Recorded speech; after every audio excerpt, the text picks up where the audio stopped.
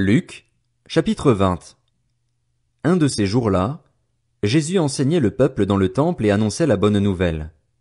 Les chefs des prêtres et les spécialistes de la loi, avec les anciens, survinrent alors et lui dirent: Dis-nous par quelle autorité tu fais ces choses, ou qui t'a donné cette autorité? Il leur répondit: Je vous poserai moi aussi une question. Dites-moi, le baptême de Jean venait-il du ciel ou des hommes? Mais ils raisonnèrent ainsi entre eux: Si nous répondons du ciel, il dira: Pourquoi n'avez-vous pas cru en lui? Et si nous répondons des hommes, tout le peuple nous lapidera, car il est persuadé que Jean était un prophète. Alors ils répondirent qu'ils ne savaient pas d'où il venait. Jésus leur dit: Moi non plus, je ne vous dirai pas par quelle autorité je fais ces choses. Il se mit ensuite à dire cette parabole au peuple.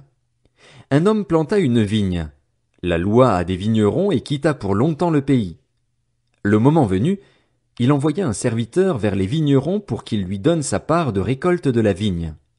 Mais les vignerons le battirent et le renvoyèrent les mains vides. Il envoya encore un autre serviteur. Ils le battirent lui aussi, l'insultèrent et le renvoyèrent les mains vides. Il en envoya encore un troisième, mais ils le blessèrent aussi et le chassèrent. Le maître de la vigne se dit alors: Que faire? J'enverrai mon fils bien-aimé. Peut-être en le voyant auront-ils du respect pour lui. Mais quand les vignerons le virent, ils raisonnèrent entre eux et dirent: Voilà l'héritier. Tuons-le, afin que l'héritage soit à nous. Ils le jetèrent hors de la vigne et le tuèrent. Maintenant, que leur fera donc le maître de la vigne? Il viendra, fera mourir ses vignerons et donnera la vigne à d'autres. En entendant cela, ils dirent: Certainement pas. Mais Jésus jeta les regards sur eux et dit: Que signifie donc ce qui est écrit? La pierre qu'ont rejetée ceux qui construisaient est devenue la pierre angulaire. Toute personne qui tombera sur cette pierre s'y brisera, et celui sur qui elle tombera sera écrasé. Les chefs des prêtres et les spécialistes de la loi cherchèrent à l'arrêter au moment même, mais ils redoutaient les réactions du peuple.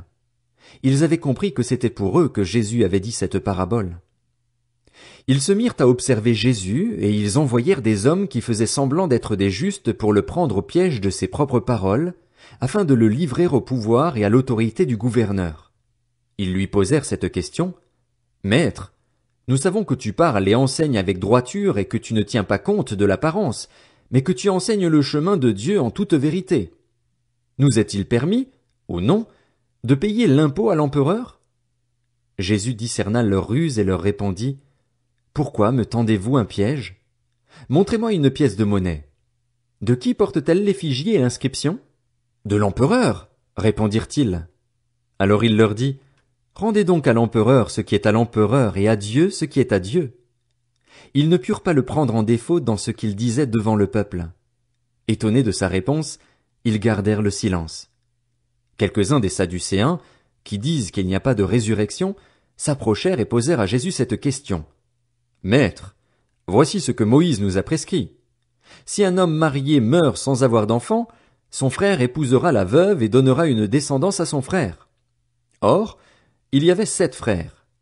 Le premier s'est marié et est mort sans enfant. Le deuxième a épousé la veuve et est mort sans enfant. Puis le troisième l'a épousée. Il en est allé de même pour les 7. Ils sont morts sans laisser d'enfant. Enfin, la femme est morte aussi. À la résurrection, duquel d'entre eux sera-t-elle donc la femme? En effet, les 7 l'ont eue pour épouse. Jésus leur répondit: Les hommes et les femmes de ce monde se marient, mais celles et ceux qui seront jugés dignes de prendre part au monde à venir et à la résurrection ne se marieront pas. Ils ne pourront pas non plus mourir, car ils seront semblables aux anges, et ils seront enfants de Dieu en tant qu'enfants de la résurrection. Que les morts ressuscitent, c'est ce que Moïse a indiqué dans l'épisode du buisson, quand il appelle le Seigneur le Dieu d'Abraham, le Dieu d'Isaac et le Dieu de Jacob. Or Dieu n'est pas le Dieu des morts, mais des vivants, car tous sont vivants pour lui. Quelques spécialistes de la loi prirent la parole et dirent: Maître, tu as bien parlé. Et ils n'osaient plus lui poser aucune question. Alors Jésus leur dit: Comment peut-on dire que le Messie est le fils de David? David lui-même dit en effet dans le livre des psaumes: Le Seigneur a dit à mon Seigneur: Assieds-toi à ma droite jusqu'à ce que j'aie fait de tes ennemis ton marchepied. David l'appelle donc Seigneur. Comment peut-il être son fils? Tandis que tout le peuple l'écoutait, il dit à ses disciples, « Méfiez-vous des spécialistes de la loi qui aiment se promener en longue robe et être salués sur les places publiques. Ils recherchent les sièges d'honneur dans les synagogues et les meilleures places dans les festins. Ils dépouillent les veuves de leurs biens tout en faisant pour l'apparence de longues prières. Ils seront jugés plus sévèrement. » Luc, chapitre 21. Jésus leva les yeux et vit les riches qui mettaient leurs offrandes dans le tronc. Il vit aussi une pauvre veuve qui y mettait 2 petites pièces. Alors il dit, « Je vous le dis en vérité, cette pauvre veuve a mis plus que tous les autres, car eux tous ont pris de leur superflu pour mettre des offrandes à Dieu dans le tronc, mais elle a mis de son nécessaire, tout ce qu'elle avait pour vivre. » Comme quelques-uns parlaient du temple, qui était orné de belles pierres et d'objets apportés en offrande, Jésus dit, « Les jours viendront où il ne restera pas pierre sur pierre de ce que vous voyez, tout sera détruit. » Ils lui demandèrent, « Maître, quand donc cela arrivera-t-il et à quel signe reconnaîtra-t-on que ces événements vont se produire ?» Jésus répondit, « Faites bien attention à ne pas vous laisser égarer. En effet, beaucoup viendront sous mon nom en disant, « C'est moi !» et « Le moment est arrivé !» Ne les suivez donc pas. Quand vous entendrez parler de guerre et de soulèvement, ne vous laissez pas effrayer, car il faut que ces choses arrivent d'abord. Cependant, ce ne sera pas encore la fin. Puis il leur dit, une nation se dressera contre une nation et un royaume contre un royaume. Il y aura de grands tremblements de terre en divers endroits, ainsi que des pestes et des famines. Il y aura des phénomènes terrifiants et de grands signes dans le ciel. Mais, avant tout cela, on mettra la main sur vous et l'on vous persécutera, on vous livrera aux synagogues, on vous jettera en prison, on vous traînera devant des rois et devant des gouverneurs à cause de mon nom. Cela vous donnera une occasion de témoignage. Mettez-vous donc dans l'esprit de ne pas préparer votre défense, car je vous donnerai des paroles et une sagesse telle qu'aucun de vos adversaires ne pourra s'y opposer ni les contredire. Vous serez trahis même par vos parents, par vos frères, par vos proches et par vos amis, et l'on fera mourir plusieurs d'entre vous. Vous serez détestés de tous à cause de mon nom, mais pas un seul cheveu de votre tête ne sera perdu. Par votre persévérance vous sauverez votre âme. Lorsque vous verrez Jérusalem encerclée par des armées, sachez que sa destruction est proche.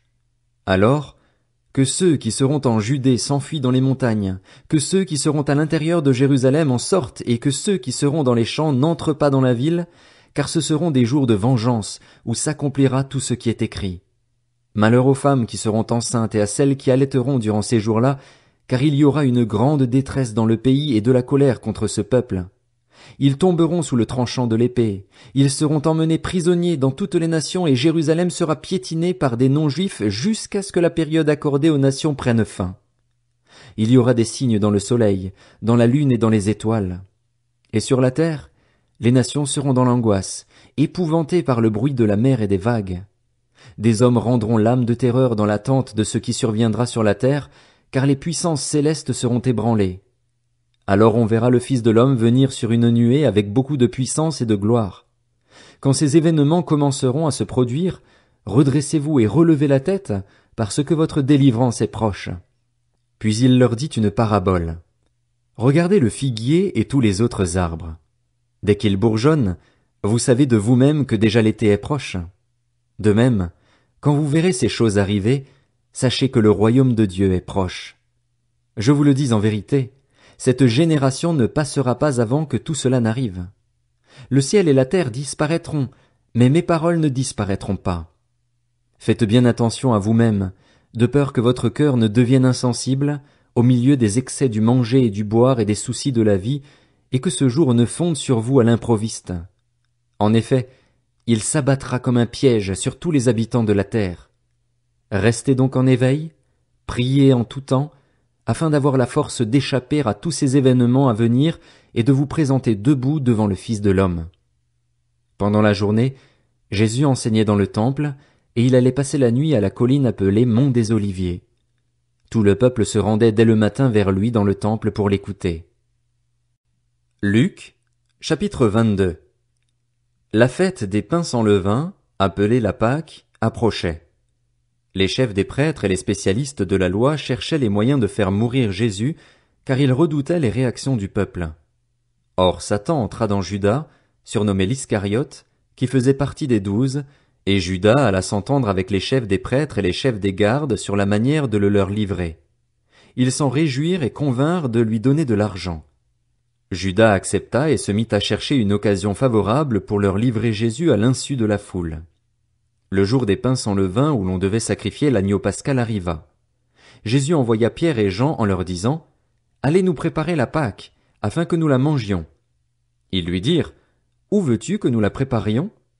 Il leur répondit « Quand vous serez entrés dans la ville, vous rencontrerez un homme qui porte une cruche d'eau. Suivez-le dans la maison où il entrera et dites au propriétaire de la maison « Le maître te demande « Où est la salle où je mangerai la Pâque avec mes disciples ?» Alors il vous montrera une grande pièce aménagée à l'étage. C'est là que vous préparerez la Pâque. » Ils partirent et trouvèrent tout comme il le leur avait dit, et ils préparèrent la Pâque. Quand l'heure fut venue, il se mit à table avec les 12 apôtres.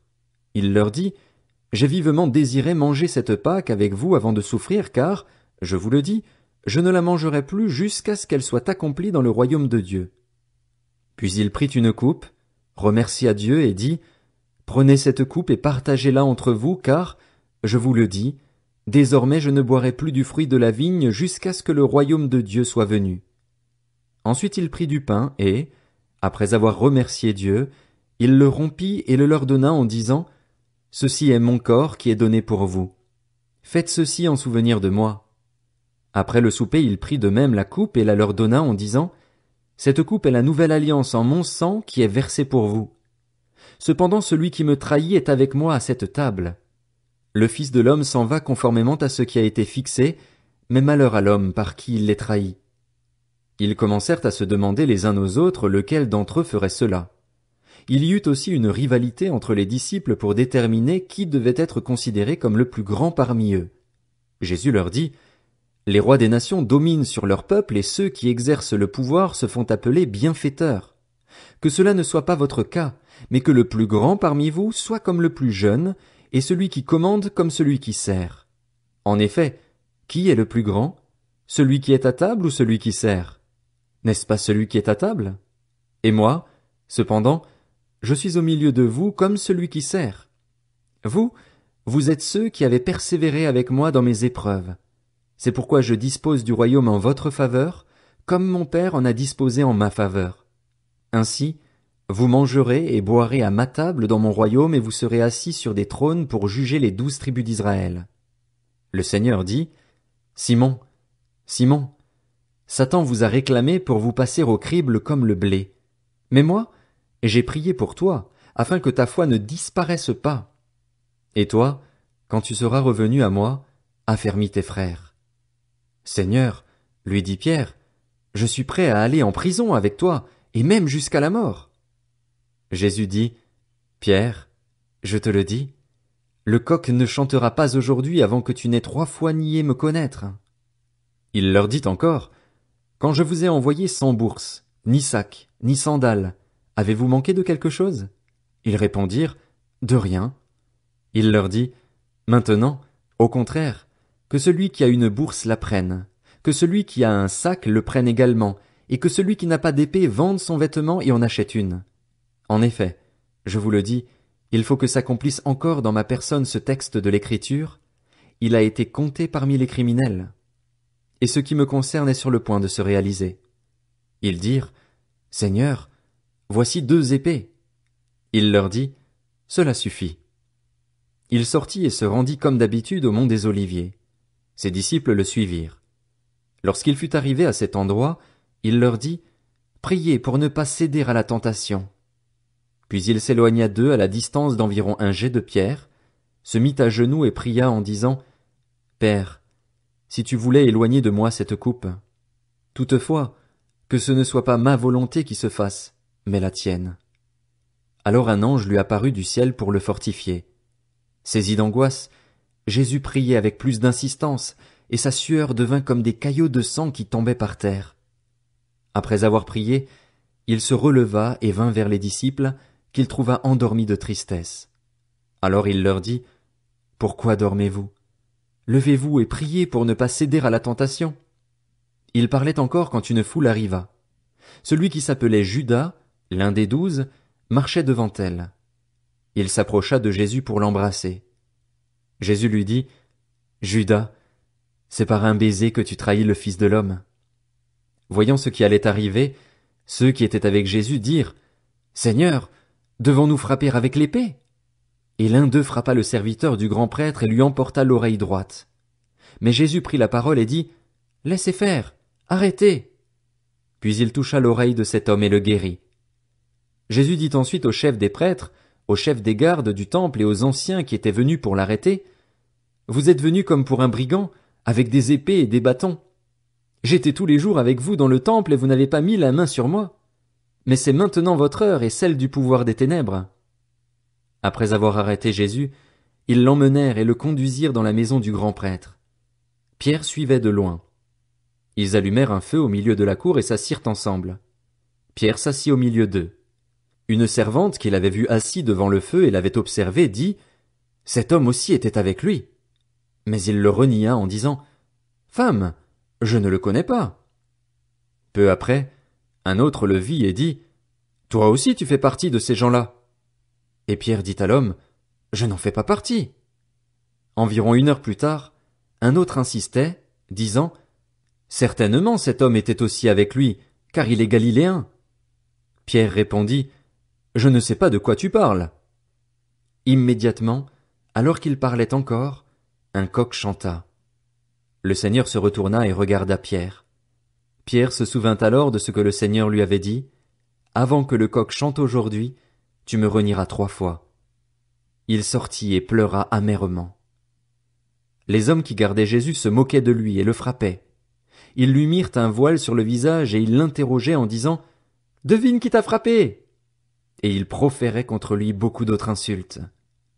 Au lever du jour, le collège des anciens du peuple, les chefs des prêtres et les spécialistes de la loi se rassemblèrent et firent amener Jésus devant leur Sanhédrin.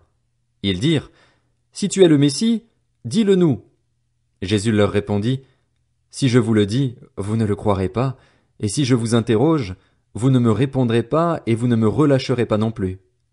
Désormais le Fils de l'homme sera assis à la droite du Dieu Tout-Puissant. » Tous dirent, « Tu es donc le Fils de Dieu ?» Il leur répondit, « Vous le dites, je le suis. » Alors ils dirent, « Qu'avons-nous encore besoin de témoignages? Nous l'avons entendu nous-mêmes de sa bouche. »